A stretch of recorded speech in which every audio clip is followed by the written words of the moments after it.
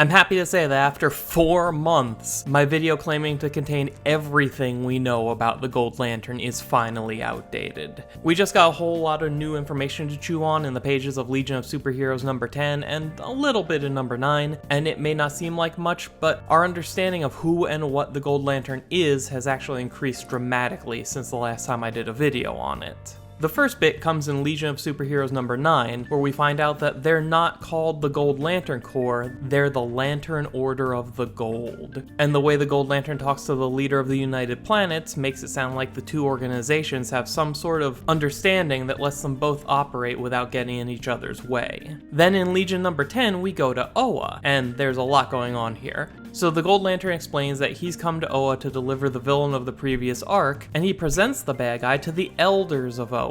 These are very clearly future analogs of the Guardians, but we don't know what that means yet. Are they a new generation of Guardians? Are they the same Guardians we have in the present day, since the Guardians are basically immortal? Did the Guardians go through some sort of evolution? We don't know yet, but the Green Lantern symbols on the wall behind them suggest a link to the past, so I'm inclined to think that these may be the same Guardians from present-day comics. Regardless, they come off as pretty calm and understanding, almost friendly, especially when it comes to our Gold Lantern, whose name we learn is Kala-Lor. He was a teacher until the Elders chose him to become a Gold Lantern, and seems to be a pretty humble guy. He's genuinely concerned about his own ability to live up to everything that's expected of him, despite the Elders' reassurance that they made the right choice selecting him to wear the ring.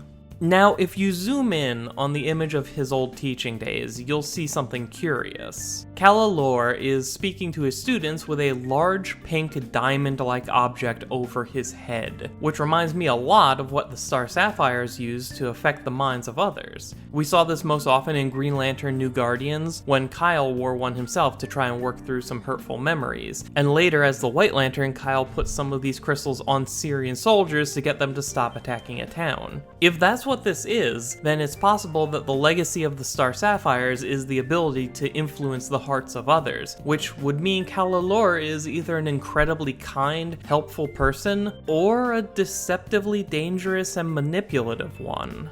It's easy to read that classroom scene as someone talking to their followers. But it could also be nothing. Maybe that pink diamond is just some standard future school hologram thing and I'm reading way too much into it. But I tend not to think so, because there is something sinister about the Elders. This whole scene makes it pretty clear that while the Elders will be the nicest guys in the world to you, they're never going to tell you more than they think you need to know. And that makes me think that their bright, shiny image is hiding a much darker and more manipulative agenda. It's said a few times that the prisoners brought to Oa receive ultimate justice and eternal justice, which sounds a lot like they're being put to death. We do see it happen to someone, and I'm not entirely sure what it is. Did he die? Is he in prison? Is it like the Phantom Zone? It's unclear, but the implication is that this is the standard response to injustice. Also, they're so obsessed with talking about justice that part of me wonders if the Gold Lantern energy is somehow the literal power of justice. That would be pretty different from what we're used to from the emotional spectrum, but at the same time, not all that far off.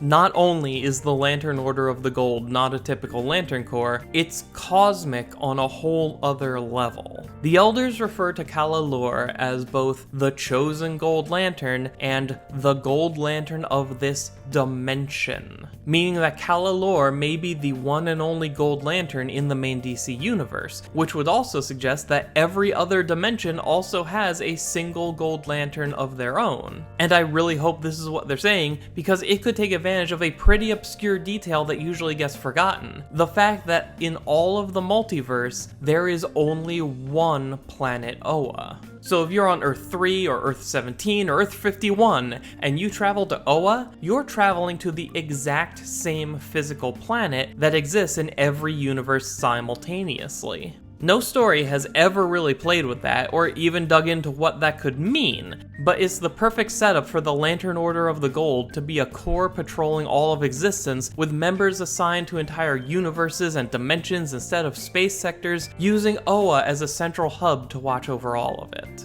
Why would the Elders spread their forces so thin? Maybe because it makes the Gold Lanterns easy to control. If every Gold Lantern is kept isolated from the rest, they can't talk to each other, they can't compare notes, they can't grow suspicious of the Elders and organize an uprising. Guardians have fallen at the hands of their own lanterns enough times before that I absolutely believe they'd try to structure things to make that impossible. It would explain one of the biggest questions I've had about the Gold Lantern for a couple months now: why his mask has no eye holes. Yes, it could just be that the character is blind, and maybe he is, but given how much the Elders talk about justice and how they separate and placate their lanterns, I think it comes down to the idea that justice is blind, and they've cultivated an army who will follow them blindly.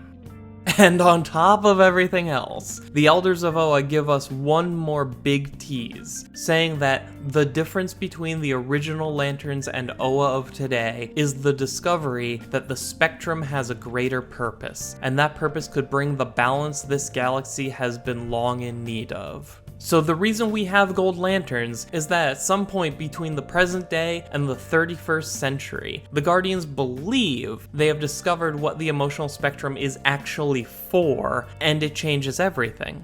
Now, this isn't the first time someone has tried to tell that kind of story. Go see the Green Lantern story arc Lights Out for the most recent attempt to explain the true importance of the spectrum to the overall universe. But I'm especially interested in seeing what Bendis comes up with, not only because I'm clearly heavily invested in the developing mythology of the Gold Lantern, but also because by setting it so far in the future, there's extra narrative weight put on it. The idea that whatever this is, it actually is the answer, and has been forever. I know that's not realistic, but I find it pretty easy to get swept up in the excitement of these details taking shape. The whole thing has me wondering if Bendis is basing any of this on Scott Snyder's work on Justice League leading into Death Metal, since not only did that series travel to other dimensions, but it explored the fundamental forces that make up the DC universe and, among other things, expanded the scope of what we believed the emotional spectrum to be, all while putting a tremendous emphasis on the need for justice to win over Doom. For all we know, the future status of Oa could be what we get when the Guardians decide to do whatever it takes to make sure Doom never overtakes justice again, using vibrant imagery and cheerful attitudes to deflect attention from just how extreme their methods actually are, and quell any potential resistance before it can ever have the chance to begin.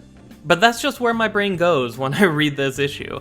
I think it's funny that Brainiac did the exact same thing I did. He saw the Gold Lantern stuff in Legion number 10 and then immediately started going over Green Lantern history to try and figure out what it all means. We do get 2 more panels of Kal-El lore. The first is presumably when he was recruited to become the Gold Lantern, and a second panel that's kept purposely vague. He's fighting someone. I don't know if that means he's resisting the Elders or what's going on. It is worth noting that we get this one panel from the Legion's historical records on the modern age of heroes, featuring John Stewart, Guy Gardner, and Saranac Naitu. That could be a reference to the series Hal Jordan and the Green Lantern Corps, or it could be foreshadowing something that hasn't happened yet. Either way, someone who admits to not knowing much of anything about old Earth history is still able to look at that picture and recognize it as the great John Stewart, the best Lantern ever. It's a nice touch considering DC is about to start pushing John pretty hard for at least the next 3 months, with both Endless Winter and Future State featuring him prominently.